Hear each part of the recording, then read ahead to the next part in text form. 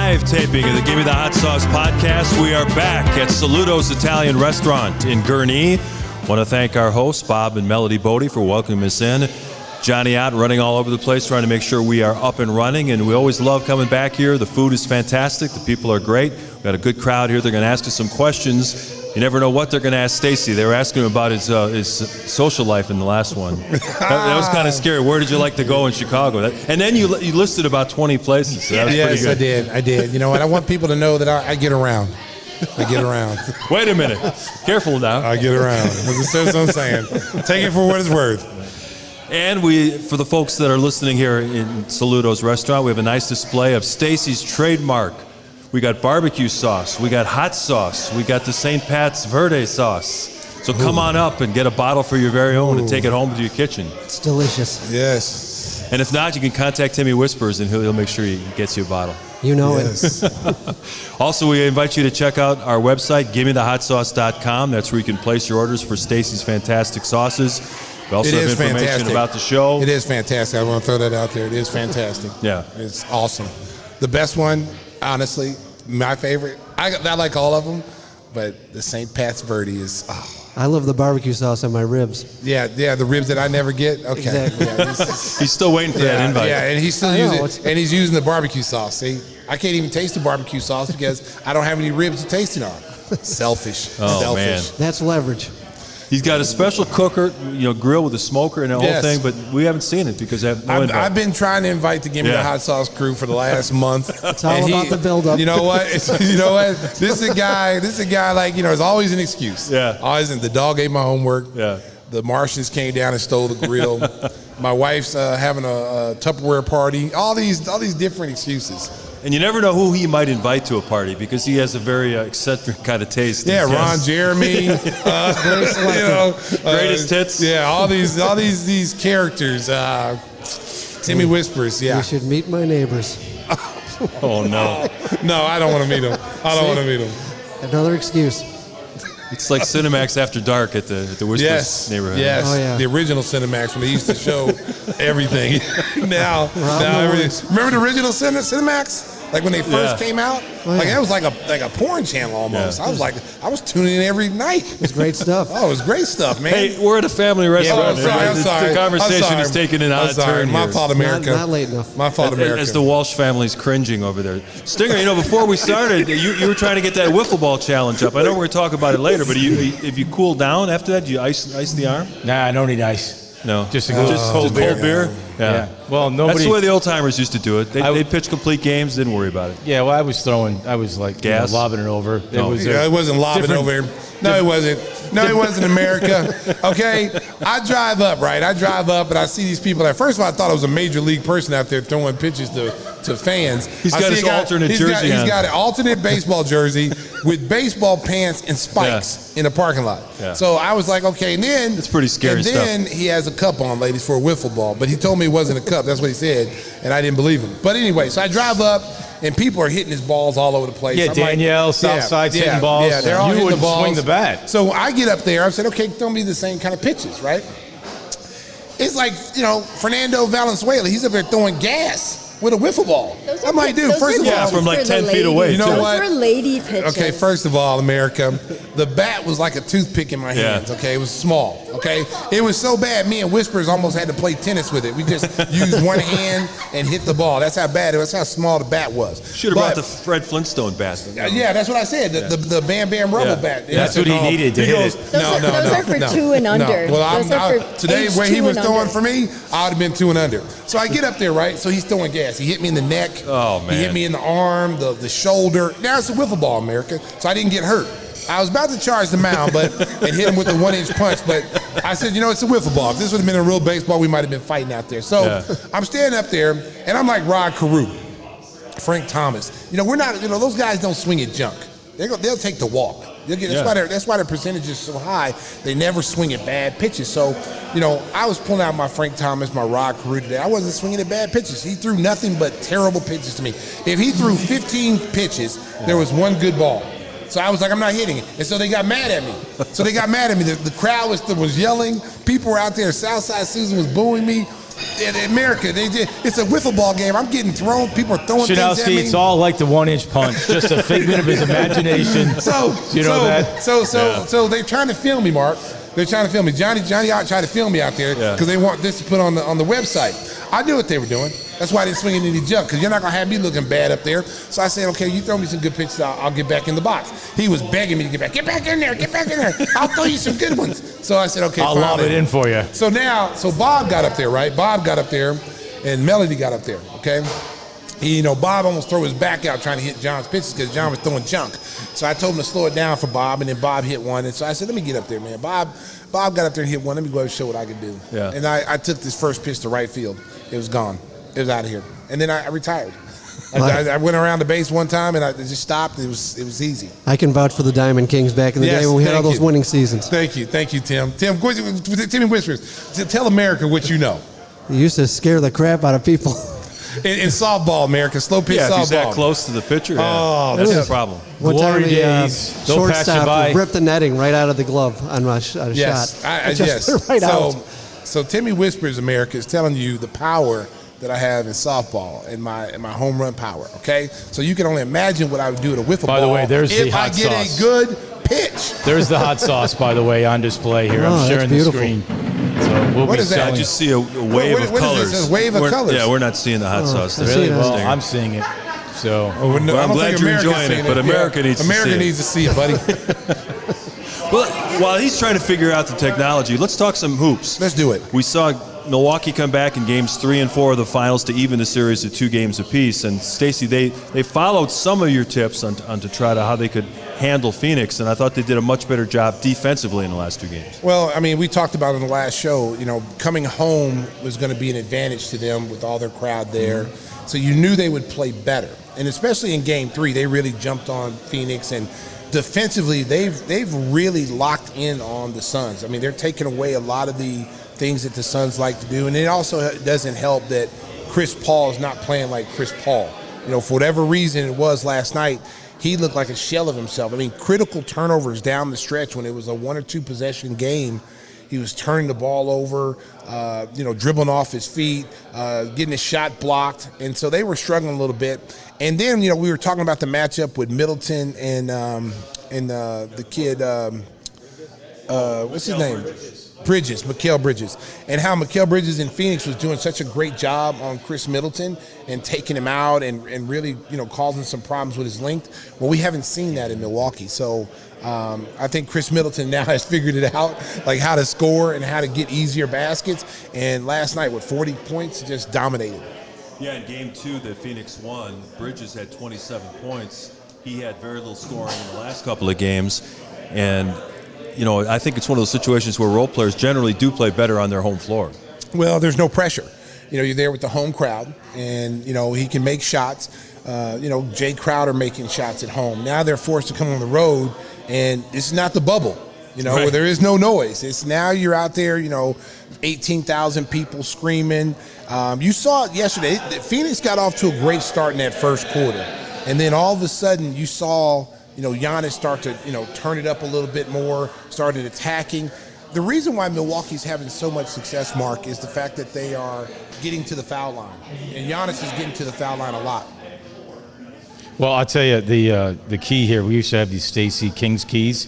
Do you see this one? I came to Middleton and wins 26 points, 56 effective field goal, 41% from threes, and losses 18 points a game, 38% effective field goal. So that's been a really big key, in wins for the Bucks is Middleton, because I think what we saw last night too was Holiday picking up Chris Paul full court, and Giannis really playing some defense. I've always been a fan of that. Yeah, I've always been a fan you talked of about that. Picking up full court, because you're not going to slow a guy down early in the game, but late in the game where his legs are tired, he's been picked up 94 feet every single time he's brought the ball in. That wears on you. We used to do that during our championship run, and sometimes with our second group, we would trap. We would actually go trap. Phil would give us the green light, myself, Scott Williams, to go trap the guard and really put pressure on them and really try to wear that guard down by the end of the fourth quarter. And you're seeing that with Chris Paul. Chris Paul's had 17 turnovers in the last 4 games for the series he has, and yesterday he had 5 turnovers, did not He only scored, 10, 11 points. He was not very effective.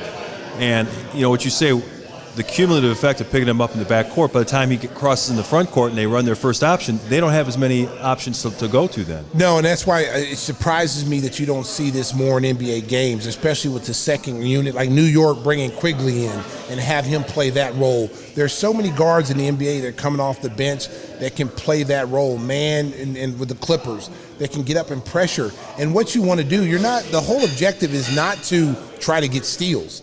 The objective is to wear that starting point guard down to the point where he is missing shots. He's his rhythm is off in the fourth quarter, and that's where you start to pay big dividends in the fourth quarter, and you saw that with Chris Paul. We've talked a lot about Monty Williams, the great job he's done at Phoenix, and what he did with Devin Booker. He pulled him out of Game 3 when they're getting blown out. He said, "You just sit here next to me. Don't worry about it. This game's lost. We'll come and get him next time." And Booker looked at the film, took it to heart, and came out like a man possessed, scored 42 points in Game 4. And if it wasn't for Devin Booker, Phoenix would have been dead and buried in Game 4. Well, I tell you what, I mean, he's showing you the ability. He kind of reminds you of a more athletic Klay Thompson with the way he can utilize screens and come off the screen, catching and shooting.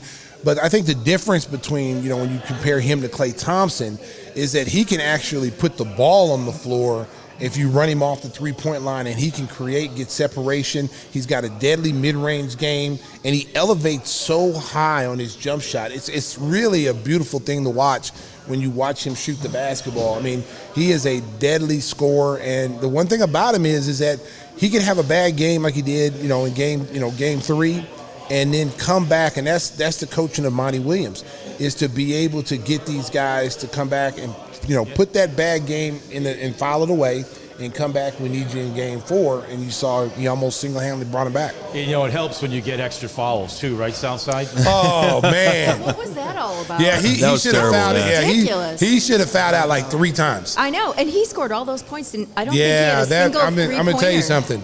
If Phoenix would have come back and won that game, there might have been a protest. That was because bad. I mean, There was no one around. That was, I mean, especially there was 2 that were obvious. Yeah. And when they showed it back on replay, when Drew Holiday missed that layup, I mean, that was a clear foul. That was number 6. He should have been gone. And then Giannis came in and dunked the basketball, but they didn't call it. I mean, that's what you say the superstar gets the call. Oh, no question. Yeah, he got 3 of them. So, I don't know how it happened, but he got 3 of them. Yeah, Monty can't complain about the officiating like he did after Game 3 because his star got extra calls. And that happens all the time. It happened in your day when they'll say, hey, MJ's got 5 or Barkley's got 5. Make sure if you're going to foul him out, it's got to be obvious. Yeah, I mean, that's part of the game. But at the same time, when they're that obvious, like, MJ could, tap you or try to get a steal. It doesn't look so blatant. But those fouls were blatant. Stevie Wonder was yelling foul. So, that tells you how bad that foul was. But at the same time, that didn't win or lose a game for Phoenix. What lost the game for Phoenix was their inability to make shots. They couldn't keep the paint under control. And I've said this, and I said this when the first 2 games in Phoenix. When you take out Brook Lopez and take him out the game and move Giannis to the 5 and surround him with 4 shooters, perimeter-oriented guys that can shoot and also create off the bounce, that makes it really difficult to guard Milwaukee. You can no longer sit in the paint like they did in Game 1 and 2 and just camp out in the paint. Because with Brook Lopez, you can do that. With Giannis's man, you can do that. But now you got shooters. Even a guy like when you look at Tucker, Connaughton was hit, and he's streaky. He's streaky, but he hit some big shots when it counted. He did. Tucker, PJ Tucker, you have to respect him in the corner. He's one of the most deadly three-point shooters in the game from the corner. He had as many points as I did last night. 0. But you know what? Hey, listen, but you know what, though? But he's a threat. And having a guy out there, even though he may be struggling with his shot, you have to be out there on him. You have to be able to get arms linked so you can close out to him, and that takes a guy out the paint. But if you had Brook Lopez out there, even though Brook Lopez can make threes, you still can, pack it in a little bit. We can get out there and cover him. He's not going to beat us off the dribble. Hey, a couple alarming trends for the Phoenix Suns. You see their turnovers have gone up every game, 9, 13, 15, 17. Bucks only had 5 last night. And theirs are going down. Yeah. Plus, there's almost a plus 20 in the free throw attempt discrepancy. Phoenix isn't attacking the rim. You know, they're not. It's not their game, though. It's not their game. It's Right. it's a more pace and space and get out and transition. That's another thing where they're really good at, but they've been the last 3 games have kind of gotten away from transition basketball. In Phoenix, they were running. They were getting out running. You saw Ayton getting out and running, getting easy baskets, out running Lopez down the floor. They are no longer getting those easy baskets, and you see that Milwaukee has made the adjustment. Hustle back on missed shots. You know, we missed a shot. Don't be trying to go for steals in the backcourt. Hustle back, protect the paint, and close out to the shooters, and they're doing that. What do you make of that block by Giannis late? Some people Big are trying time. to say it's one of the best blocks in finals history, trying to compare it to the LeBron chase down block when they came back from 3 games to 1 and beat the Warriors. I don't It's think right up there. It's right up there. In my close opinion, it's right up there in with terms them. of the execution, because he had to show on the small guy, get back and time it. Yes, I don't even know who it was. I don't know if it was Booker. Booker made the pass. and you have to respect Booker's scoring ability to score with the left or right hand. How many times you seen Booker get to the basket right-handed or left-handed? So Giannis has to stay there and basically not move, because he saw that Booker can score with either hand. So he's got to play honest defense, and he's got to help his man who's coming, is trailing the play. But then to be able to know exactly where that lob is going, to be able to turn. I don't think people realize how athletic you have to be to do that, because he went from a squat position, sliding his feet defensively in a defensive stance. So when that pass went up, he automatically turned, and most guys would just turn and look at the guy dunk the basketball. But you could tell, like, he wasn't going to let that happen, because he did it before. Yeah. I want to say probably his rookie year or his first couple of years, where he did against Golden State on Draymond Green. And I think Draymond Green threw someone a lob, and he blocked the shot. Same exact play. I saw it today online. And but he is such an athletic player. And for a guy who probably wasn't even supposed to be in this game, wasn't even supposed to be playing. According to all of us, we're all orthopedic surgeons. Yeah. We all had him out. We all had him out. He wasn't going to play. And look at this guy. He's going to try to take credit for it. I knew he was going to play. He's a Greek freak. I knew. Hey, Stacey, you remember Patrick Williams had a block on 8, very similar to that. Yes, that was a good block. I don't put it up there. I don't say It wasn't in the NBA Finals. Yeah. It wasn't the NBA Finals. And then on top of that, you're guarding 2 players that are offensive threats. You know, it's one thing if you're guarding a guy like, you know, if you're guarding, let's say, you know, Frank Kaminsky, who's not an offensive threat, and you make that play, it's not as spectacular. Yeah. But when you're guarding there's an all-star in Devin Booker, who's been scoring all night long, you know, 40-plus points, and then you got Ayton, who's been having a really good series. He's been struggling in Milwaukee, but to block that ball, man, that was an amazing play.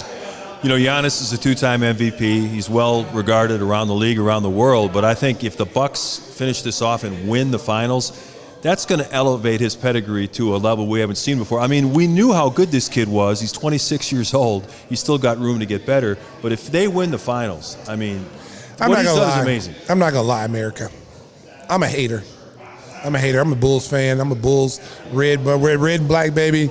I can't really cheer for Milwaukee, man. I'm sorry, America. I love Giannis. I love him. I love him as a player, but I'm a hater right now. I can't. America, Chicago, I can't do it. I hope he wins, you know, does well, but I'm not a big. Well, let's change the subject, because you're a lifelong. Yes. You grew up in Born and Milwaukee. raised in Milwaukee. What was you took the Dare District in last night with your daughter? That was amazing. Like? You know, and the funny thing was they almost had to cancel it because there were storm warnings in the area, and they were just going to tell those people all go home. But they got lucky with the forecast, and they were able to have all those thousands of people out in the plaza. You know, when they designed that Fiserv Forum, somebody was really smart to put that open area right in front of the main entrance. And you see now in the ABC broadcast, they're like in a restaurant across the street. It's beautiful with the mural in the background. It's very similar and the to excitement Toronto. is unbelievable in the streets of Milwaukee. Right It's very similar to what Toronto did with that Jurassic Park type situation. It's almost like they copied that a little bit, because that's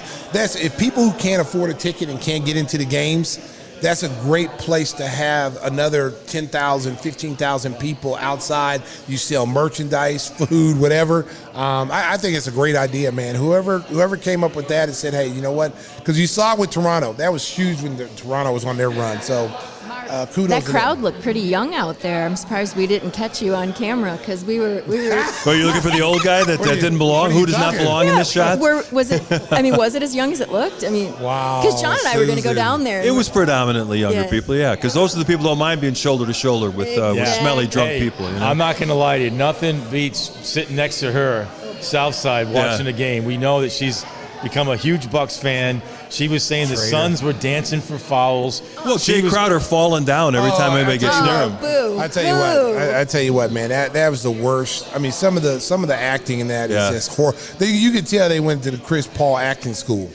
Right. Because Chris Paul does it all the time, and now all their players are doing it. Even one time, Devin Booker looked like he got hit in the face, and they showed the replay, and it didn't even touch him. And I was like, come on, man. And Jay Crowder like falling wrestling. down. It makes me want to listen. Soccer. It's a soccer falls. It makes me want to listen on the radio instead of watching television because I just get so angry watching them cry.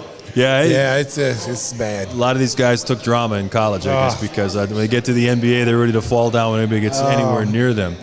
Hey, 3 of the guys that are playing in the finals, as soon as it's over, are going to head to Tokyo for the Olympics. That's Devin Booker, Chris Middleton, and Drew Holiday.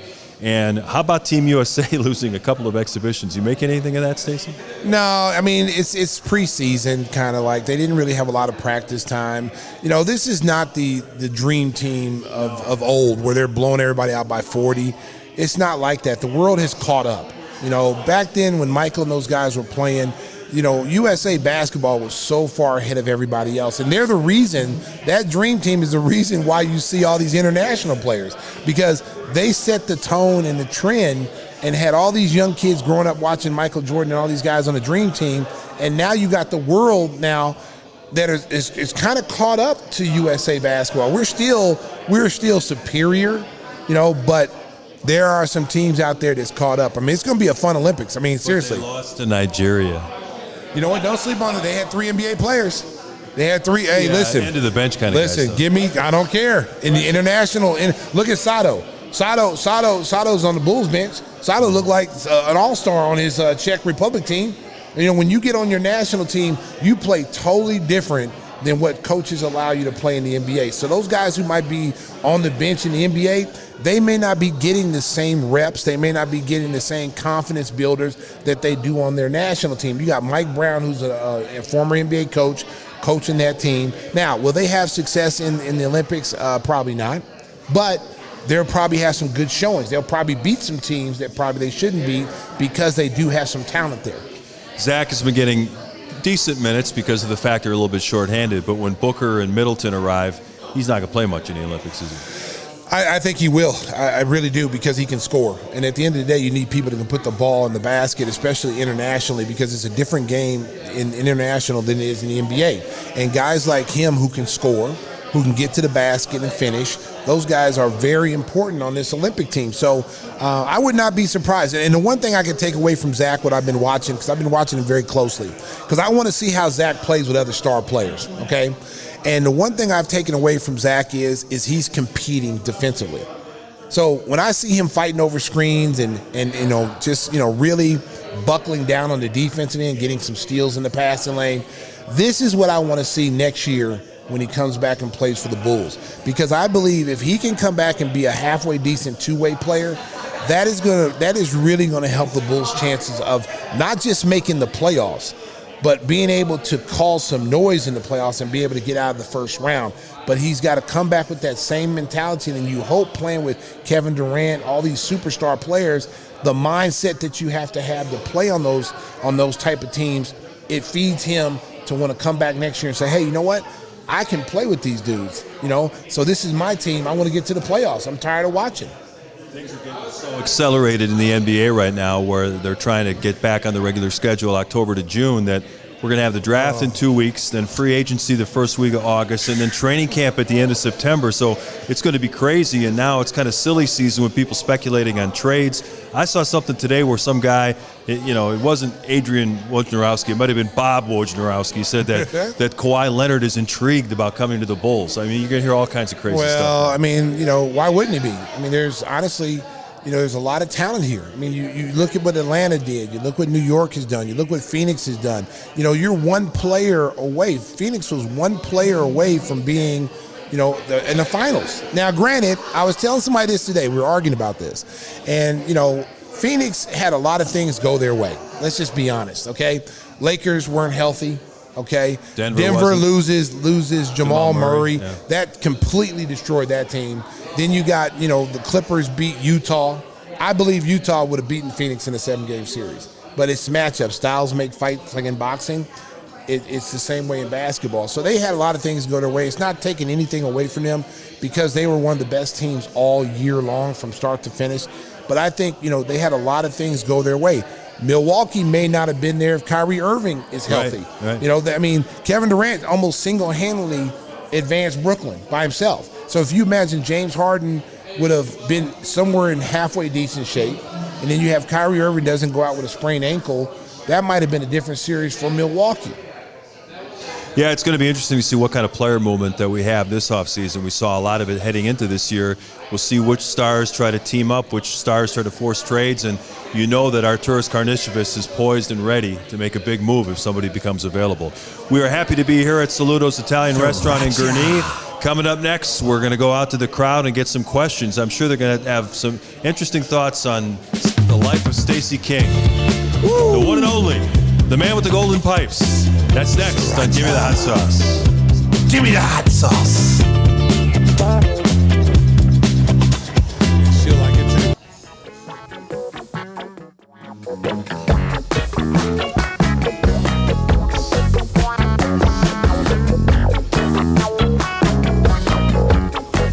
We are having a great time here at Salutos Italian Restaurant. I want to thank everyone for their hospitality. The food is fantastic.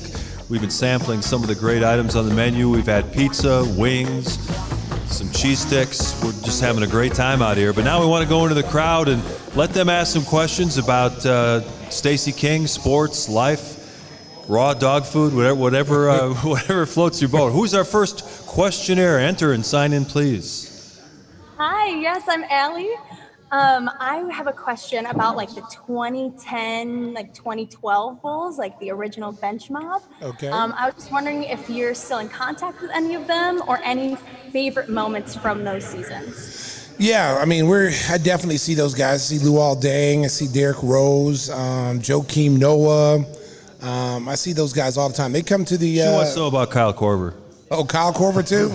Yeah, Kyle's doing broadcasting now. He's on the TNT doing the little special he's show. He's a family man now. Yeah, he's a family man. Yeah, used to be the Bulls' heartthrob. Those were some special teams. Honestly, those were some fun teams to watch. They came out and they played hard every single night. Unfortunately, they ran into the Heatles and LeBron James and honestly, they should have probably won the series against them, but those guys are doing well. I like to see Derrick Rose finish his career here. He's still got some years left to play. That would be really awesome if they could find a way to bring him back and let him finish out his career here. But yeah, those are some fun times. Was Kyle Korver the guy where you originated Gimme the Hot Sauce? Yeah, because he was the only one that could shoot threes. So the hot sauce was, a lot of people thought the hot sauce was created for Kyle Korver, but it looked that way because he was the only Bulls player that could actually make threes. So every time he hit a three, I'd say, give me the hot sauce. And so people just assumed, because I was giving everybody nicknames at the time, that was his nickname. Kyle's nickname was Hot Sauce. And no, it was not his nickname because, again, he was the only one that could make threes at the time consistently. So every time he hit 3 or 4 a game, and so I'd always yell, give me the hot sauce. So people just attributed that was his nickname. So when he left, I had a bunch of people say, you can't say that anymore. Kyle's no longer on our team. You're not making the rules. I'm like, listen, man, the nickname was not created. That wasn't a nickname created for Kyle. It was a Chicago thing. I thought his nickname was Reservations. Reservations for 3. Yeah, Kyle's open as soon as he gets out of his car. I said a bunch of stuff for Kyle, but the give me the hot sauce has just took off. And so everybody attributed, Kyle Korver's Give Me the Hot Sauce, that's his nickname. Give Me the Hot Sauce is not a nickname. If you wanted to give him a nickname, it'd be Kyle Hot Sauce Korver. You know what I'm saying? Not Kyle Give Me the Hot Sauce Korver. It doesn't sound right. And we had Brian Scalabrine on a few weeks back, and he said that you really helped him out with the whole White Mama thing. Yes, I created that name too. I'm very creative, Mark. You should Taj Gibson, Hard Hustle. Yes, Hard Hat Lunch Pail. I've created a lot of good names over the past. It's gotten to the point now where I've kind of gotten away from that, over the last few years, because I think people, just want to see that type of it. And I have to toot my own horn, honk. I'm a pretty good analyst. And so sometimes you want to get away from that because you don't want people just to say, "Oh, you're great with nicknames." So I've kind of ventured into. You're not a one-trick pony. Yeah, exactly, That's right. exactly. So I want to show that I show people that hey, I do know the game. I do know how to break the game down, and it's not just about the nicknames and all that. Even though I'm very creative and I say some of the craziest things on TV, and people still enjoy it. But the nicknames is tough. You got to earn a nickname, man. You just can't give anybody a nickname. Like Whispers and Stinger? Yeah, see, those those are nicknames that are created.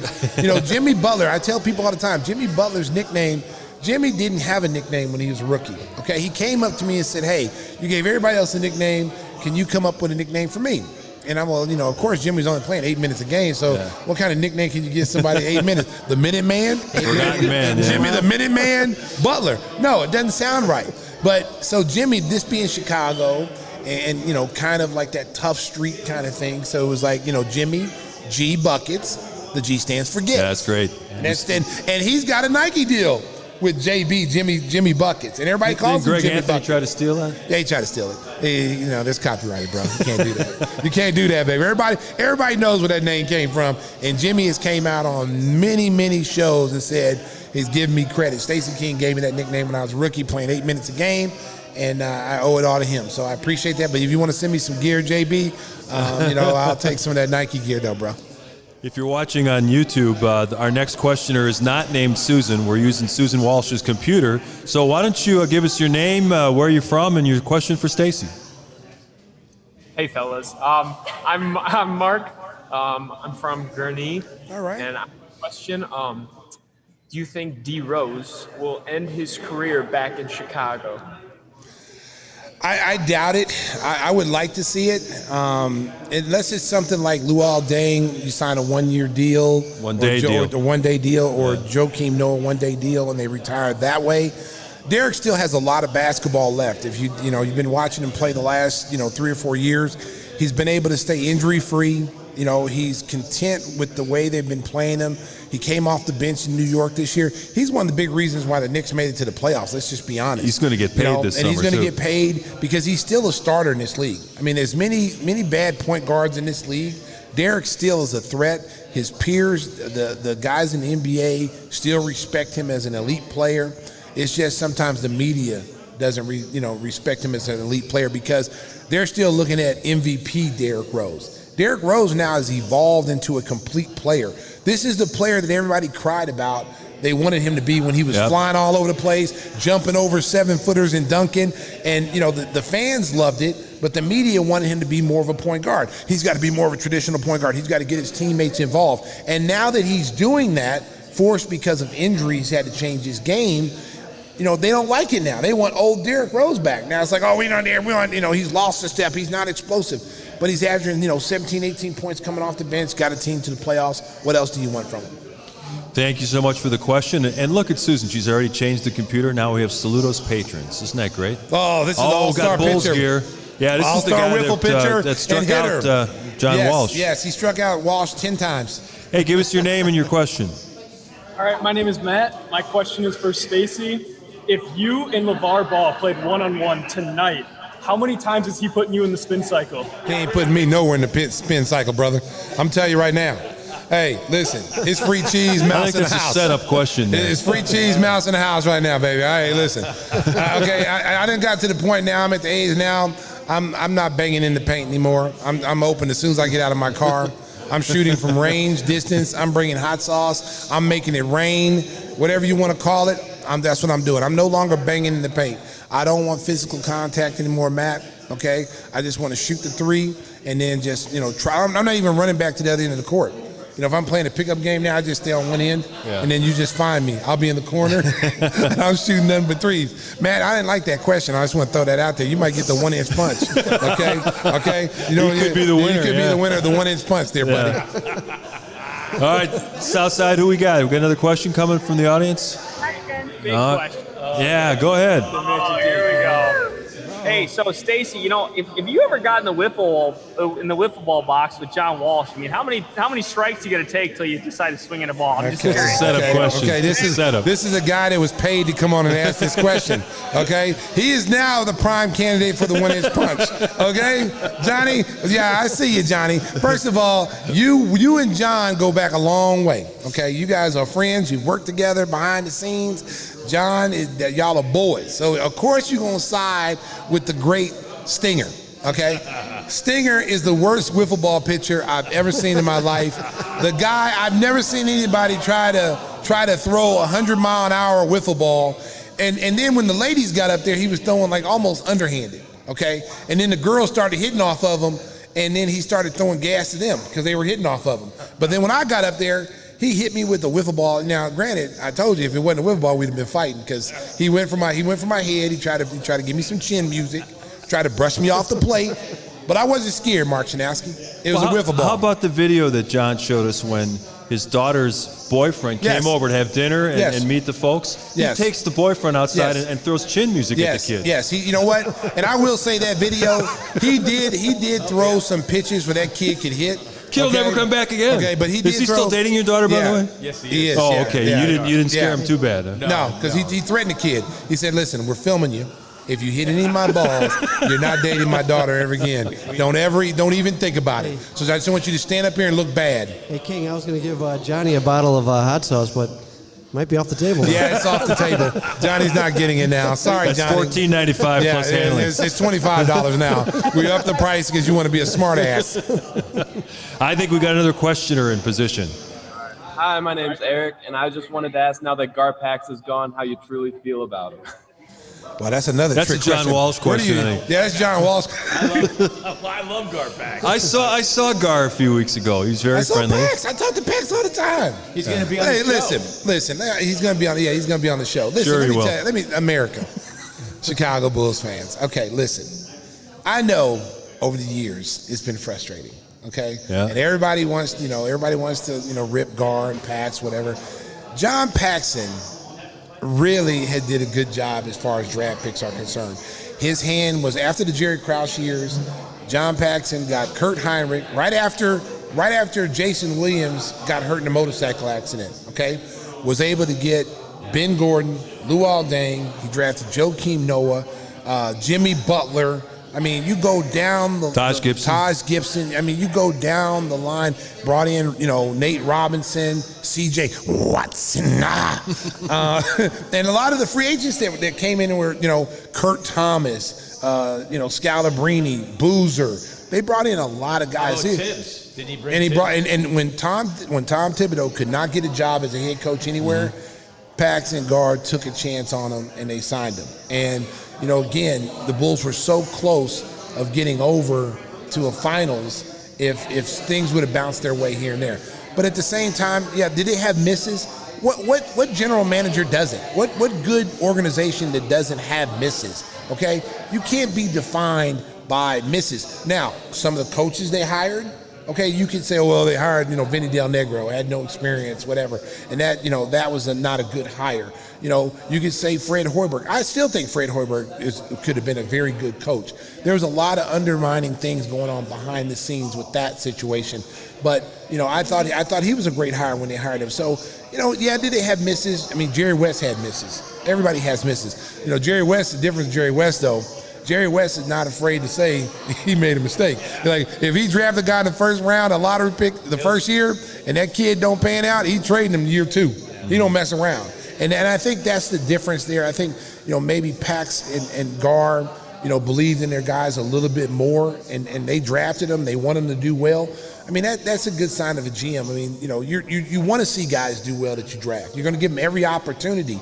And when they don't do well, then you get blamed for it. So, listen, at the end of the day, it's, change is good. You got new guys now, AK and Mark Eversley.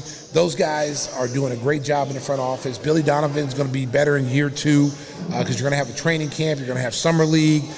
Their players, their young core group of guys are going to be better. And Patrick Williams in year 2 is going to be 1,000 times better than he's in year 1, and he was pretty good in year 1. Kobe White's hurt, but he'll take another step. They're going to have to go out and get a point guard probably. But I trust in the front office. I believe, when you look at what, AK was part of in Denver and how they built that team, and now you got, the Bulls' second-round pick coming in here now that I think is that officially he signed? Yeah, Simonovic. Yeah, and that's going to be huge. And then you got to wonder, like, okay, what's the situation with Lowry now that you have him? And you got bye-bye. Then you got Daniel Tice that's still out there that's going to be warrant a lot of attention. They've got some interesting questions they got to fill out. But I believe in these guys, man. I don't sweat anything in the summer. People always ask me, Stacey, what do you think about this? I'm like, I'm not even worried about the Bulls because I believe in the front office. They'll get the right players in here, and they'll get this turned around.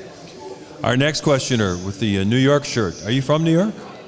No, I'm not. My sister went on a trip. She just got me a shirt. Oh, okay. Great. What's your question for Stace? She got to introduce herself. She got to say her name. What? You got to say your name. Let everybody know who you are, your friends, your family.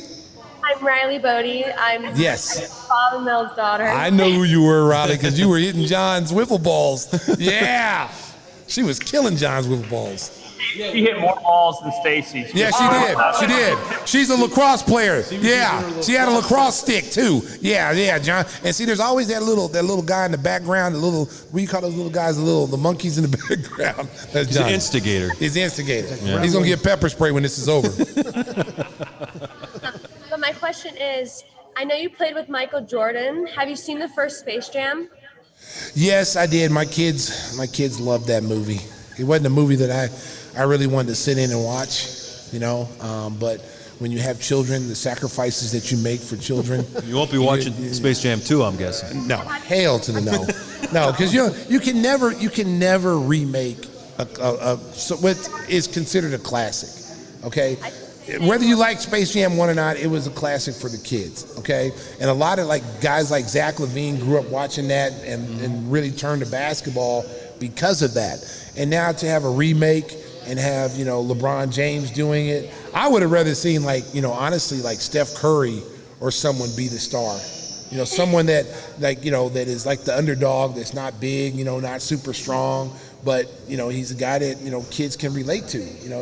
But of course you got to get the superstar player, the best player in the game. Should have called it Toe Jam. Oh, yeah, come on. That's right. That's right. But you didn't get a chance to ask your question. You didn't finish. Or you just want to ask about Space Jam 1, or do you have a follow-up on that? Yeah, the follow-up was how you feel about Michael Jordan not being in the second Space Jam and LeBron James. Well, at least they didn't kill him off. Like he got killed by the aliens or something. Yeah. That would have been sad for all the kids who grew up watching. If Michael would have got how they do Old Yeller? They put him to sleep, or Where the Red Fern Grows, those old movies like that. I'm glad they didn't do anything like that. I was surprised they didn't bring him back, though, in some form to help LeBron. He doesn't want to be in LeBron's movie. I don't think he wants either. I saw it in the trailer that Tweety Bird got flattened again, but I think Tweety Bird's going to be okay too. Yeah. I'm not really anxious to look at that. It's not a movie. It's not a movie that I want to see. Like I said, I don't have any kids or grandkids. I'm too young for that right now. But if I had grandkids, I'd probably take them. But you think if you did a pay-per-view, your kids would come over? No, they don't even want to watch that movie. They only want to watch the best of Ron Jeremy and Debbie Does Dallas. Hey, Stacey, that movie's available starting tomorrow on HBO Max. You think that John will get HBO Max? So no, John is cheap, man. John, listen, man. If it's not Netflix, he'll never watch it. Susie's on camera. He's got to listen to this. Yeah. She's not. Trial. Yeah, she's asking for HBO Max so she can watch King Kong and Godzilla. John said, "Hey, just wait a year and it'll be back out on Netflix." It's just come on, man. Come on, stop being so cheap, man. Just go ahead and splurge a little $15 and get the HBO Max. Come on, man. That Michael Jordan Southside shirt. yeah. He saved that money for the Southside shirt. Remember, he said that. He said, "But I bought you the shirt, honey." Wow, you're comparing HBO Max to buying a shirt at the swap meet. Come on, man. Susie, you got a question for John?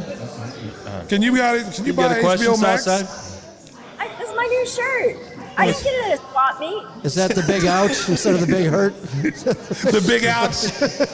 They spelled hurt, H-E-R-T. Outside.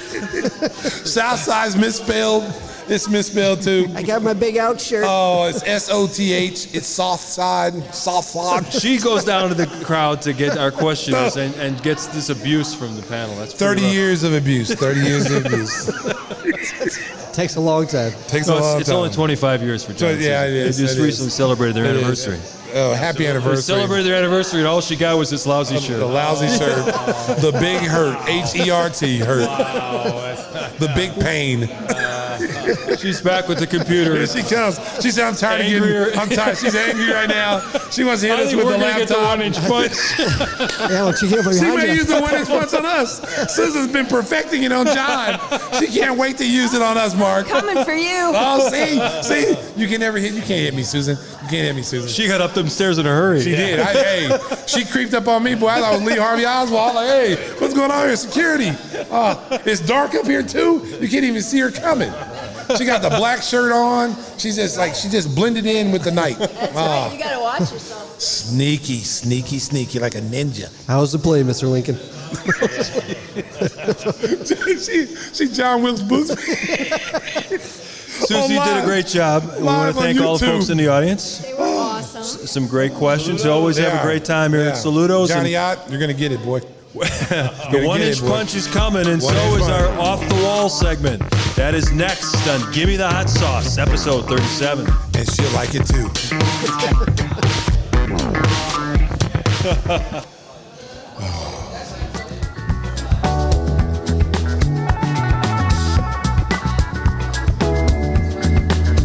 Welcome back, episode 37 of Gimme the Hot Sauce. And if you're a regular listener to the show, we hope you also watch on YouTube so you can enjoy all the laughs, all the facial expressions. Make sure you like and subscribe on YouTube. We'd like to have a regular listener and viewer so you don't miss a single episode. And if you've been following us, you know that Stacey is a master of many things, including bringing up a couple of pair of American bullies. Yes. And you're under attack now with your diet. You've been feeding the guys raw food, and there's a story out that's causing superbug infestation. America. If he goes straight to America, you know he's serious. America, don't listen to that, okay? It's propaganda for the people that are selling kibble, okay? And you know, Southside sent that to me today. It was very disturbing reading it, and as soon as I started reading it, Mark, I knew it was all lies. Lies. I put that in the text. Okay? It's the big lie. You heard about the big lie. I just wanted to make sure you knew. You got to stay informed about these things. I appreciate that, Susan. America. All I'm going to say this, okay? And this is why I got on the raw diet to begin with. And it was brought to my attention. I got a little history lesson about the raw diet, okay? So that's the new thing now. It's not a trend thing. A lot of people are doing it. Veterinarians are suggesting that, you get the raw diet. When you look at a wolf in the wild, America, okay?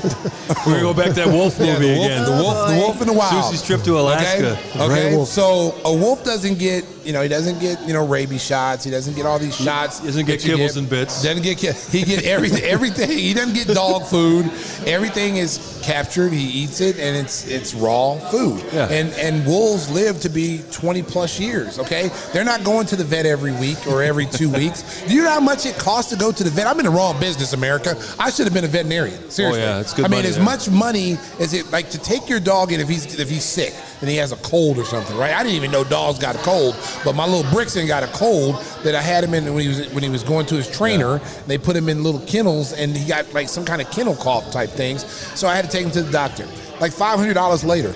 It's because he didn't have his mask on. Well, you know what? Yeah, that's uncalled for. That's uncalled for, Mark. Okay, little Brixton got some kind of anti-inflammatory in his chest, and he was coughing up stuff. And then I had to go like a superbug. Well, wow. Okay, shots fired. Shots fired. We know he dropped one. So I had to go to the vet, and if anybody has dogs, I'm not lying. No. When you go to the vet for anything, you're gonna spend $300 minimum. I thought you had insurance. I do have insurance, but you still gotta pay. You still gotta pay first, and then you take it to the insurance claim to get your money back, and they only give you like 85-90% of it back. But Speaking of raw diet, Salutos is determined to make us very fat.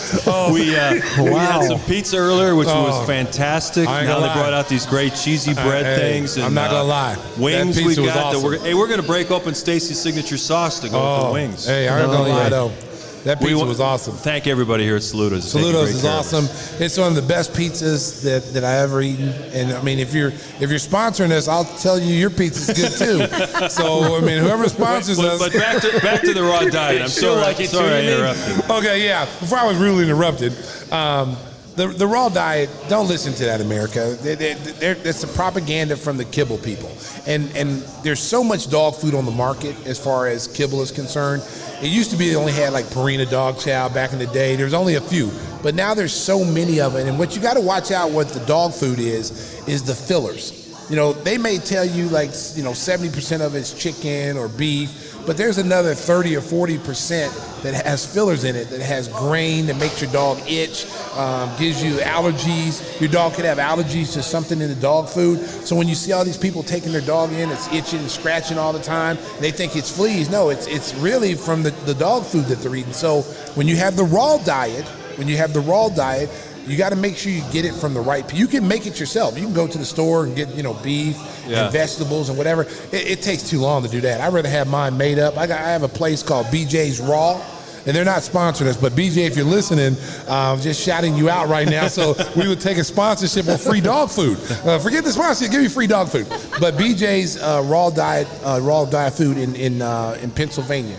I get it shipped every 2 weeks, 10-pound tub, so I probably take about 50, 60 pounds worth of dog food, put it in the freezer, and then I feed my dogs, and they love it. They absolutely love it. You were talking about wolves, so do wolves have meat farts too? Wow, this guy comes in, another grenade, meat farts. Wow. Hey, that's one of your big complaints from the raw food. But you know what, though? I will say this. Let's not hide that. Yeah, since he brought it up, ladies and gentlemen, you know how dog farts are. I mean, it's not just with the diet. Dog farts stink. People are eating there, Stacey. Well, I'm sorry. It's part of America. I'm sorry. Salutos are sorry. Okay, there's a little puppy down there. Did you see a little chihuahua down there? She's so cute. You saw how cute he was? Yeah, he ripped one when I came up the stairs. Okay? Little meat fart. Yeah, it was a little meat fart. So America. Tell us about the maze. Can you tell us about how you put the food in that? I like that. America. Okay, so, they sell these things when your dog eats too fast. When you give them regular dog bowls. My dogs engulf, like Kobe, my little American bully, pocket bully, will eat his food. As soon as you put it down on the ground in a regular bowl, and I turn to walk and go put Brixton down, he's gone. And he's ready to go eat Brixton's food, okay? So now I had to get one of those slow feeders, and it's like a little maze. So then you put all the food in there, but he has now figured out how to beat that system. So I have to kind of do something a little bit different for him, because he's like he eats anything. Like, I have to watch him every second, because I look around, he's got leaves in his mouth. He's eating a stick. I give him treats. He eats the bones. He just eats don't get everything. any goldfish, because they'll be in the goldfish bowl. Yeah, that's true. How are your walls?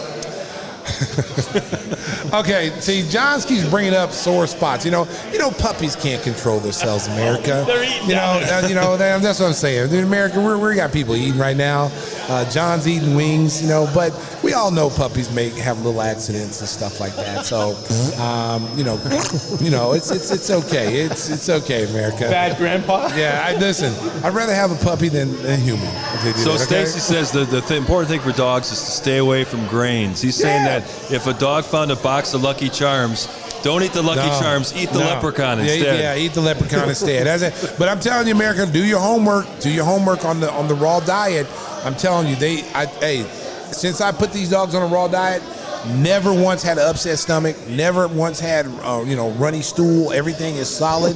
It's me and Tim's friendship. Again, solid nice as me and your friendship. conversation. Whispers. See, that's solid. Our friendship think isn't it's like a loose stool. Time to get off of this topic, as everyone's enjoying their dinner here at Salutos. Sorry, Salutos. Hey, one thing I noticed on the group text, you mentioned that you were rewatching Friday Night Lights. I did that during the pandemic. Watched the whole thing, and it was great. It takes you away, and it puts you in a different time. I'm gonna tell you something. I forgot some of the episodes in Friday Night Lights, okay? Great. So I just been binge watching it every single night, And the last 2 years, like the first 3 seasons were awesome, okay? There was a lot of highs and lows. I didn't know if Tim Riggins was ever going to graduate. Like, I don't think he ever did. I don't think he ever did. He was in high school like 10 years, okay? Yeah. And I understand why Tim Riggins was still there because, he's a nice-looking guy. Heartthrob, and he had that bad boy image, But he was in high school an awful long because he was supposed to graduate with Street and then Smash. Yeah. And they graduated, and he still was back like a sophomore. It was like they brought him with Saracen. Remember Saracen was a sophomore. Had a rag arm, though. He couldn't play quarterback for a Pee-wee team. Okay, so I was talking about this today. I said, who's the most depressing person on that show? Because when I watched it the first time through, I wasn't really paying attention to that. But now going back watching it, I'm like, oh my God, like this person is so depressing. I just want to just jump off of my roof. One of the girls? Yes. Yeah. Julie, the coach's daughter. Question. Always unhappy. She is always unhappy. She was unhappy when they had the little baby. Yeah. She was unhappy when her dad took the job at TMU. She was unhappy. And then Saracen bailed on her. She was upset. I think for the whole 7 seasons, I don't think she smiled not one time. Yeah. Her mom slapped the spit out of her mouth one night because she came in. She was in a van with some dude looked like John Wayne Gacy or something, and she was not supposed to be in the house at 10 o'clock, and it was like 1 o'clock, and she was outside making out. And then the mom came out there, and she started talking trash to the mom, and I had flashbacks of Lois King. I was like, oh, Lord. I didn't want to see that, man. I didn't want to see that. That reminded me of my mom. I'm like, oh, Lord. They must have been watching Stacey King growing up, but that's what my mom would do me. But Lila and Tyra got around a little bit, didn't they? Yeah, she was like the town bike. Everybody rode her. Not a good America. It's not. It's just a TV show, America. It's a TV show. And then that didn't happen in Oklahoma, did it? No. So then what happened the last 2 years? Because you remember, Coach Eric got fired or he left on his own. He went to East Dillon. He went to East Dillon. Last on the field. Raggedy school, raggedy uniform. They didn't even have uniforms. Yeah. But he turned the program around. He got my man Michael B. Jordan. Now, I would have loved for them to finish out that storyline and let him rebuild that school. And right now I'm in the last season. And it kind of died a slow death. Yeah, it was kind of because all those people started getting bigger roles in movies. Mm-hmm. Kyle Chandler started getting roles in movies. Then his wife, Connie Britton, was doing TV. She was starting to become a big star with the country. The country is, what was it called? Nashville. Star of that, yeah, she was a star of that. Michael B. Jordan turned into a star. Creed. I mean, so they had a lot of guys from that store. And then Riggins did some good stuff too. He had some good shows. He had Savages. You ever see Savages? Mm. Oh yeah, Savages is a good movie. Oh, you gotta watch that. America, watch Savages. Oh, the movie? Yeah, the movie Savages. I've seen that. Yeah. Where they were selling pot. Yeah. Where they had like the world-class pot. Yeah, that was an awesome movie. And he had Blake Lively in it. Oh yeah. Oh, she was smoking hot. Oh Lord. Oh yeah. So what shows you guys watch or rewatch? I rewatched West Wing this summer. That was a lot of fun. Martin Sheen being the president. It's good. This guy here, the best of Ron Jeremy. I always go back to the classics. Go back to the classic. The best of Ron Jeremy, baby. Maybe a little Red Shoe Diaries. Oh! Freak. Freak alert. John hasn't said anything. I guess you're not much of a TV guy, huh? No, not particularly. No, I like to get outside. I'm an outside guy. Outdoorsman. He likes to watch old videos of him hitting the wiffle balls and striking out his daughter's boyfriends. Well, I was going to say you wanted to be a vet. And I was going to say you definitely want to be a wiffle ball player. Hey, listen. All I gotta say is, I didn't get struck out. Yeah, okay. That's all I gotta say. I took one deep to right field. Okay. You can't get struck out if you don't step up to the plate. Okay. You know what, Susan? You know what? The 1-inch punch is really getting loose over here. I'm a 1-inch punch south side over here. Takes about an 8-foot punch across the table. You know what? Careful now. You know what? I mean, Susan. What I've learned about Southside America. Southside is like, she is very protective of the Stinger, okay? Very much You so. cannot say anything about the Stinger because Southside's coming with that's like, what it should be. Yeah, I mean, Southside is coming for protection. I wish I had someone to protect my back like Southside. That's like Frank Farmer. Yeah, here. she's Frank Farmer, yeah. She's jumping in front of the bullet. Watch out, honey, I'll save you. And she jumps in front of the bullet. That's Southside, ladies and gentlemen. When you have a wife like this is why marriages last for 50 years, is because people like Southside because she loves her man. Stand by your man. That's the song right there that plays when she walks in the room when they're at home. When she comes in the house from work, that song plays. Stand by your man. So Stinger's Rachel Marin. Yeah, he's Rachel That's Marin. kind of cute. Yeah, he's the female lead in the movie. Yeah. So Southside's Kevin Costner. Yeah, and Stinger is Whitney Houston's character. Well, in Rachel Marin. Rachel Marin. We don't watch a lot of shows, but we do watch a lot of movies, and that's one movie that came on over the weekend. It was on like 3 or 4 times. So we were watching it, and my son got Bodyguard? into it. Yeah, Bodyguard. And my son thinks it's a great movie. The only problem with that John movie. didn't know who Frank Farmer was. And Yeah, so I did. I said, John, that's Frank That's Farmer. Frank Farmer. Now I know Frank Farmer. Yes. But my son was disappointed that the ending credits is the song that, the beautiful song at the end that she doesn't perform. Yeah, it's nowhere in the movie. It's the song everybody associates Oh. with that movie, but she only sings it during the credits. Will always love you. But you know who sang that song first? Dolly Parton. Dolly. I think Dolly Parton wrote it. I think she did too. Dolly. We should talk about Dolly. She's kind of like We should talk about Dollies. Dollies. Dollies. Wow. Okay. The twins? Mercy. You got the rifles ready? Yeah, I got it ready. Here we go. I'm sorry, America. Time for some rapid fire. Those rifles are pointed at Stacey. Oh, so's Dolly. Dolly's pointing. Hello, Dolly. Hello, Dollies. Plural. Standing at attention. Oh. And now we talk a little bit about the baseball All-Star game was earlier this week. Those uniforms, I know that's not really our thing, but why would you go away from having teams represent their home city where you can identify them right away? They're shuffling guys in on the field, and nobody even knows who's pitching because they've got these generic uniforms. I mean, talk about blowing an opportunity to market. All you heard about was Shohei Ohtani and Tatis Jr. Everybody else was ignored. Nothing.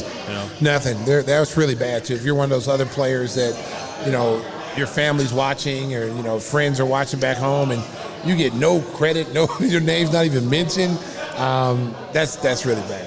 How about Joe Buck interviewing Chris Bryant when he's out in right field going, hey, you're going to be traded one of these next couple of days. How do you feel? Wow. The mic'd up thing was cool, but Joe Buck has this image that he's a Cardinals fan. Of course, his dad was the legendary broadcaster for the Cardinals all those years. See you tomorrow night. Yeah. And you get Chris Bryant playing out in right field like he's the worst guy in the team. They just threw him out in right field and said, like when you're 6 years old in the T-ball and nobody hits the ball out there. Right. Well, Chris Bryant should have said, how about I come up there and hit you with a throw punch? How do you like that? And Chris is a really nice guy. He wasn't going to say anything, but it would really be hilarious. Mic'd up for the whole world to hear it if he'd have said, you know what, Joe? F you. Yeah. You know what, Joe, you know what? After this inning's over, I'm coming up in the booth and I'm gonna kick your ass. I'm gonna pull those plugs out. Yeah. Wow. Sometimes that's what it takes. Yeah. But Joe might have been up there with the sauce though. He's been known to tip it back. Been drinking during the broadcast. Yeah, he's been known to tip it back a little bit. In a cup. Yeah. Well, how about Stephen A. Smith talking about the? Man, you see how? I tell you what, man. ESPN's been taking some black eyes the last week. They sure have. They have been taking some serious black eyes. The Rachel thing with Maria Taylor, that was really, really bad. I mean, at the end of the day, man, and then you got Stephen A. Smith talking about this young kid who's doing something we haven't seen since Babe Ruth. And you're basically calling him out for having an interpreter. It's like, come on, man, really? You can't be a superstar player or be accepted in America because he has a translator? That had to be the dumbest comment I've ever heard anyone say. I will say this for Fox, though. At least they gave you largely, it was an unedited conversation. The NBA, they have these mic'd up segments, and all you ever hear on the broadcast is, let's go, guys, come on, we got to play harder, because they have somebody editing in the truck that won't, anything that involves strategy, can't play it. So why put a microphone on somebody if you're not going to hear what they're actually saying? Yeah, I like it when they did the old NFL videos back in the day when NFL films, and you heard all those guys talking. Ooh, baby. Oh, I like this kind of party. Mike Singletary. You know what the NFL stands for? Not for long. I'm going to tell you something. I always remember Mike Singletary was saying that. Like, he didn't talk trash at all. But to hear him say that, Yeah. I like this kind of party, baby. I love that, dude. That was the Dick those are Sable awesome. days, though. Yeah, oh, I man. had it. Yeah. I love those. I love when they had those players mic'd up and they'd be talking trash, and those were awesome. Lawrence Taylor. Ever see some of the stuff yes. that Lawrence Taylor, man? Yes. Yeah, those NFL films thing were fantastic, but you'd only see them Sables, way after like- the fact. You wouldn't see them That's why. that Yeah. season. But I did anybody watch the home run derby? Because I thought that was relatively Yeah. entertaining. It's the same thing every year, though. And at Coors Field with juice baseballs, you knew they were What are gonna hit a the ton of rules home in runs. that, man? How many pitches do they get? Well, it's all It's time.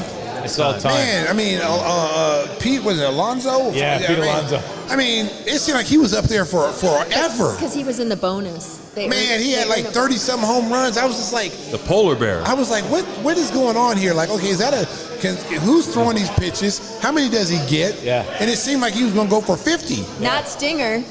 No, if Stinger was up there pitching, nobody would Bill have hit. Joust's brother that was pitching to him. Yeah.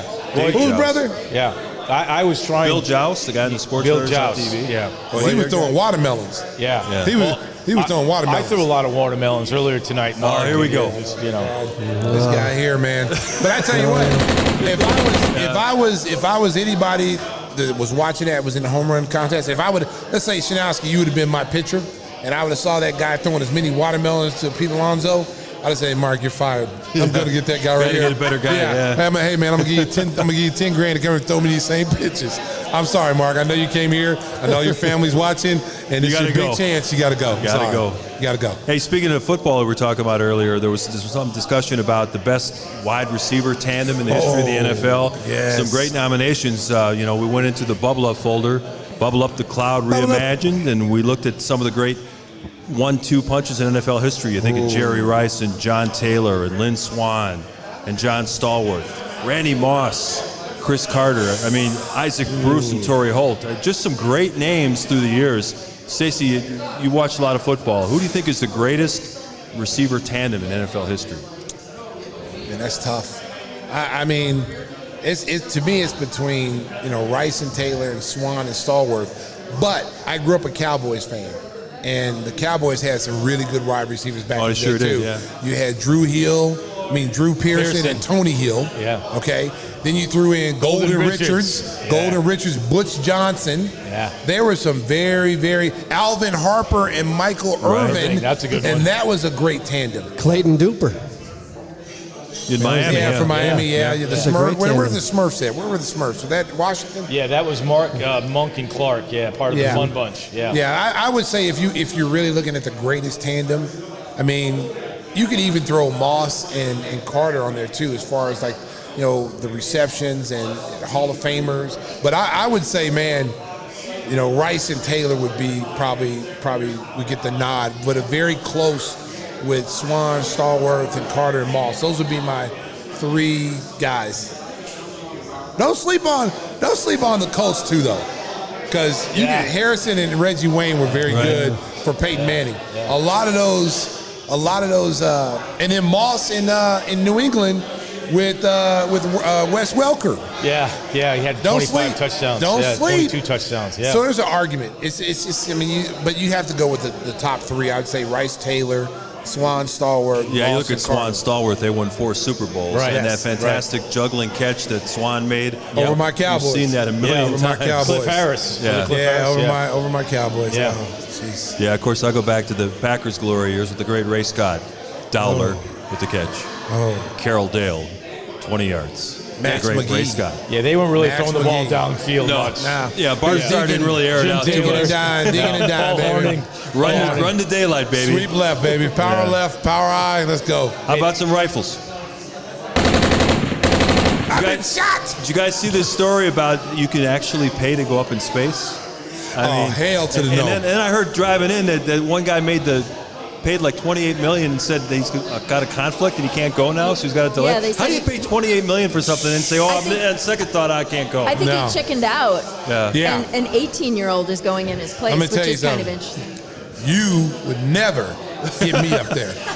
Ever. No? Ever. Hey, the good Get me news up is he there. has 2 million left. Let me tell you something, though. Like, to me, there is not enough like experience doing that. It's not NASA. It's not like NASA saying we're gonna go to NASA. They're gonna send us up. Now I would go NASA. Trust me, I've been on so many flights with the King because we sit in the back of the bus, right? And I'm a nervous flyer. And King, every time there's a bump, oh Lord, we're going down. This is it. We're going down. And then next thing you know, he covers himself like in blankets, and then he's out. And we're bumping and bumping, and he's got a blanket over his. So I know kind of. Who's the most nervous flyer, a Bulls player, over the whole year you've been traveling with the team?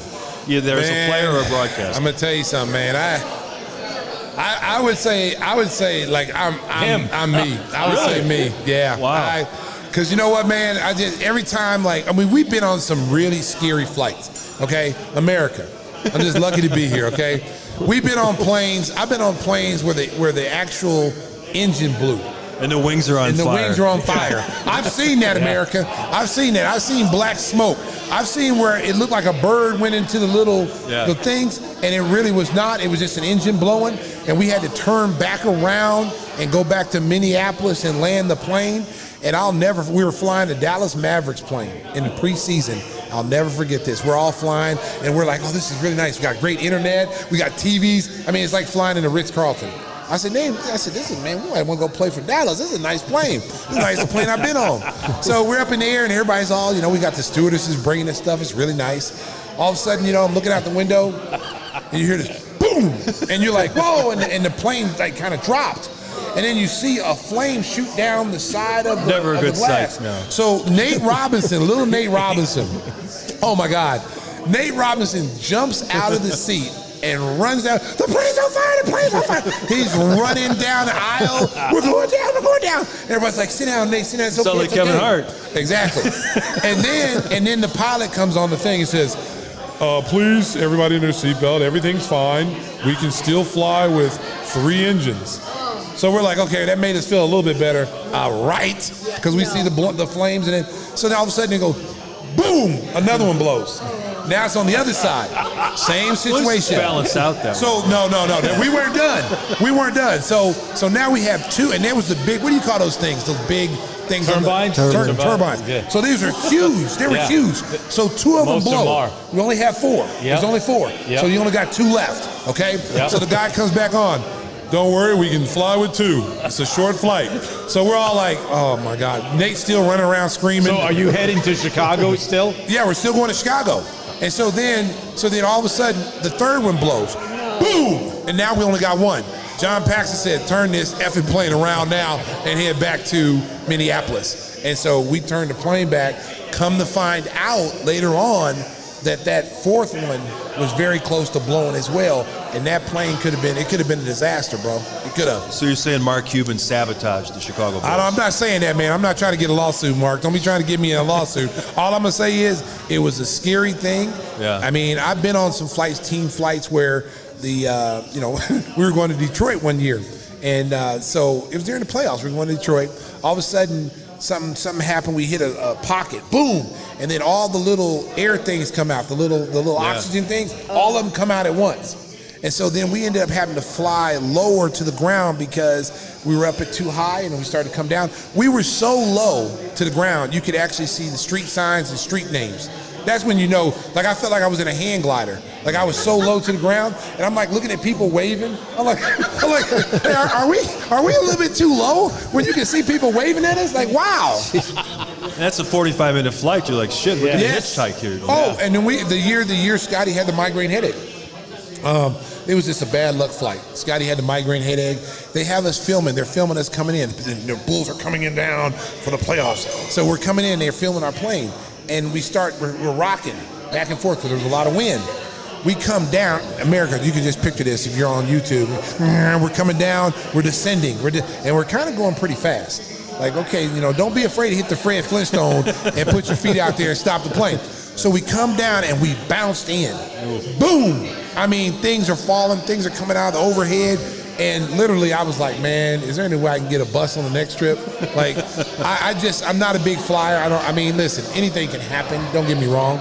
But I'm just not, John will tell you, I mean, I grab John's arm. He sits next to me. That's one of the prerequisites to sit next to me. Yeah. That's on the prerequisites sitting there, because normally I don't have anybody sitting next to me. Yeah. So John always looks like a sad puppy because he doesn't want to sit by certain people. So John will come to me. We're not naming names. Yeah, we're not tonight, naming any names, right? So John will come to me and go, "Hey, King. Hey, King, you mind if I sit there?" And I'll look at him and I'm like, "Okay, John, there's 4 seats up there." I'm like, but he'll go, "King." He'll do one of these. I'm like, "All right, man, come on, sit down." So I'll move all my stuff, and John will sit next to me, and we have pleasant conversations. We're talking, but as soon as I hit that bump, man, I'm grabbing his arm. I'm holding him like a teddy bear. Hey, man, John ain't lying about that one. Yeah, Merrick, he's telling the truth. I know I fabricate stories sometimes when it fits me, but he ain't lying. He's like my little teddy bear on the road trips when we hit bumps and turbulence. I will squeeze his arm. Susan, I ain't gonna lie. That's about as close as I want to get to your husband. Stand by your man. Stand by your man, Susan. But that's the closest I want to get to your husband under them circumstances, okay? Was that a man code violation? It is a man code violation. No, it's not a man code. Listen, it could be a man code violation, but when you're scared to call your car and out. he's the only person next to me, like I'm going down. Not I'm going 25,000 feet. It's 25,000 feet. Yes. Was that the rule? Hey, John, give me the rifles one more time. We can't wrap up this segment without giving some love to the Chicago White Sox. I noticed the last couple of weeks we mentioned the Cubs are blowing up the team, and we mentioned Chris Bryant. Let's talk about the White Sox. I mean, they've done a fantastic job. 8 games up at the All-Star break on the Cleveland Indians. They lost their entire starting outfield to injuries. They lose second baseman Nick Madrigal, and all they do is win. With that starting pitching rotation, they're going to get Eloy Jimenez back in a couple of weeks. You know that Rick Hahn will probably make a trade for an outfielder or a second baseman. This is a team that could win the World Series, Stacey. Listen, they were a team last year that people thought could win. Then they ran into an Oakland A's team and knocked them out. But I think this year, this is their year. They're playing good baseball. There's a bunch of guys that they probably weren't counting on to begin with and that are making contributions. I just want to, seriously, I just want to get out to a White Sox game. So if all my friends in the White Sox are in the front office. After the barbecue, we can have the barbecue at Whisper's house, and we'll go with the guaranteed rate and watch a game. I'm sitting there right now. Some ribs and White Sox. down. No, forget your ribs. You're not giving us anyway. Okay, you're dirty. We'll rent a little van and we'll drive it behind the car. I'm talking to all my friends over the White Sox who may be listening to this.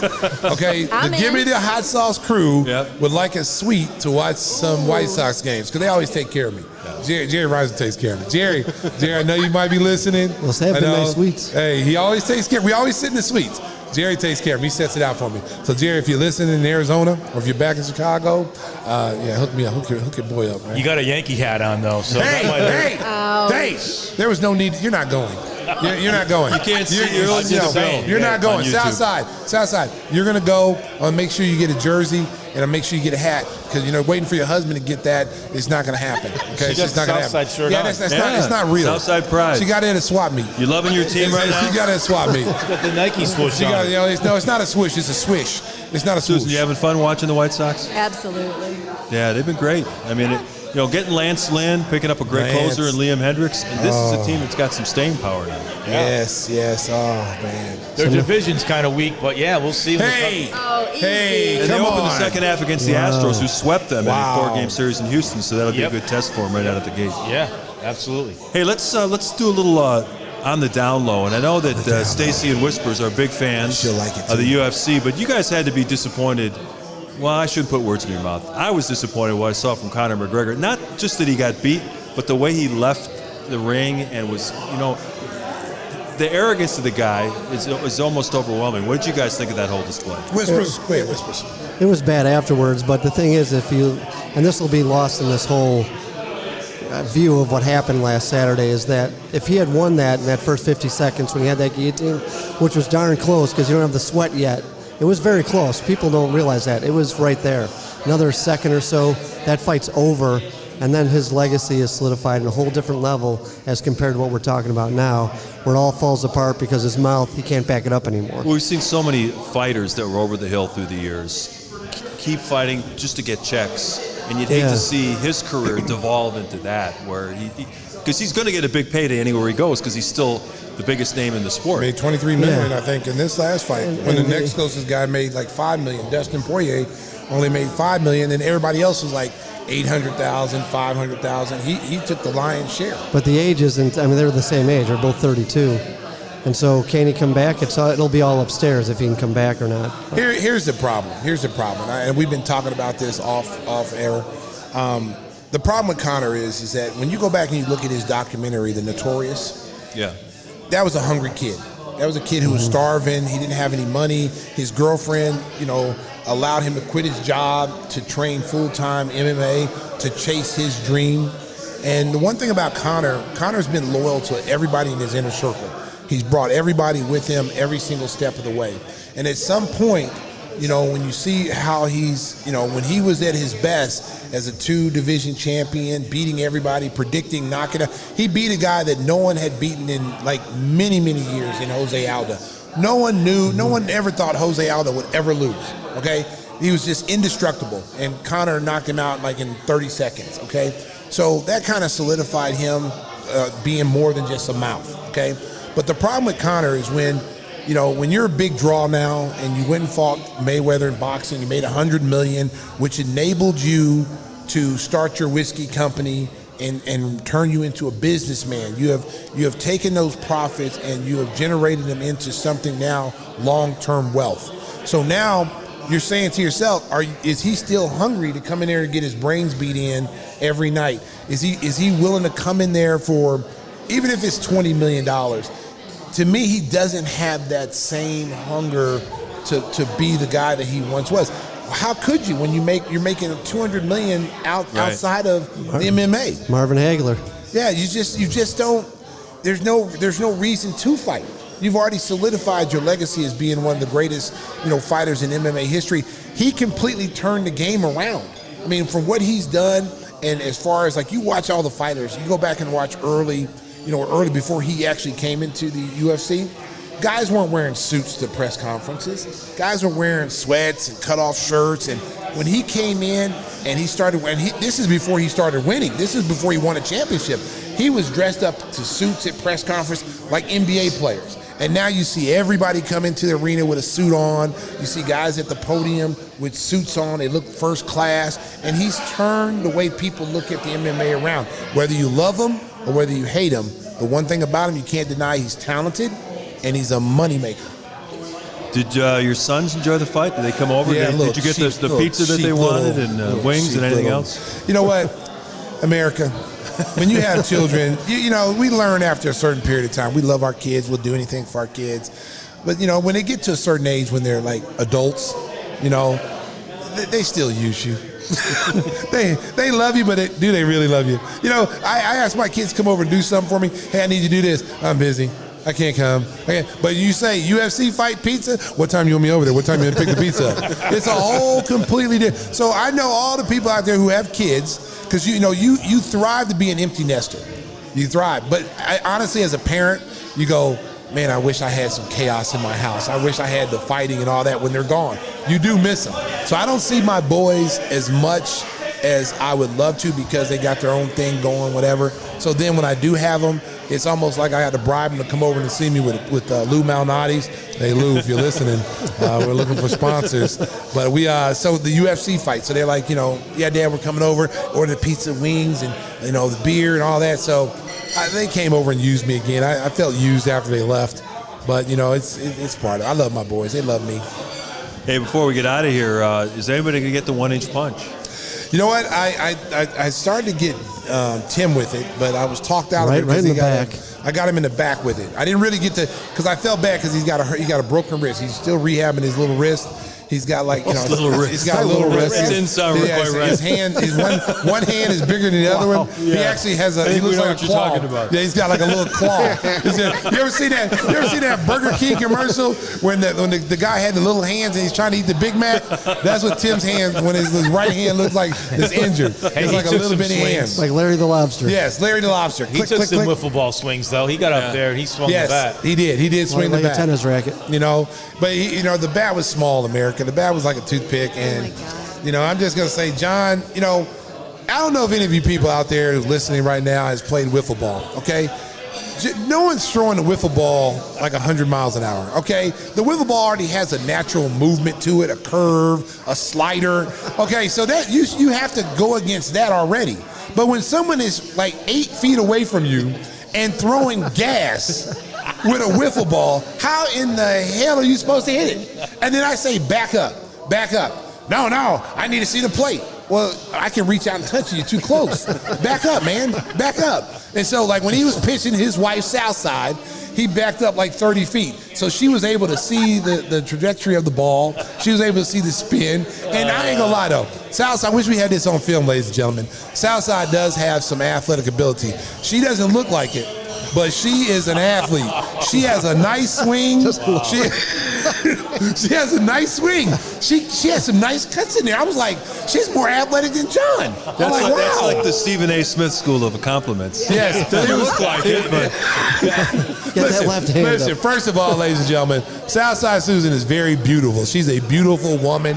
If you haven't seen her, she's a beautiful one. She could be a model. So that's why I'm saying she doesn't look like a baseball player, because she's a girly girl, but we really know she's not, because all the stories and episodes, she used to get beat up by her brothers. She's really tough. She's really tough. She's lady. Frank Farmer.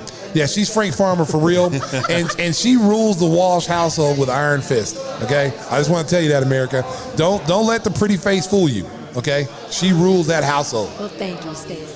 Okay, my check's in the mail. I'll be expecting it. Checks in the mail. Thank you. I think that's a kind of a good note to end episode Yes, it 37 of Gimme the Hot Sauce. We want to thank all the great people here at Salutos, our hosts, Bob and Melody Bodie. Bob and Melody, Johnny thank Ott you. for taking care of us with all this food that'll take us weeks to try to burn off, but it's delicious. If you're in the Gurnee area on Grand Avenue, make sure you check it out. Salutos Italian Restaurant. Also want to thank Awesome. our friends at Bubble. Yum, yum. Make sure you download that app, and we're looking yum. forward to getting back in the Hustle and Flow studios next week with a brand new episode of Gimme the Hot Sauce. Stacey. Nation. Oh, I'm sorry, Mary. I get so used to that. Drive home safely, Chicago. Beep, beep. Give me the hot sauce. Oh, sriracha.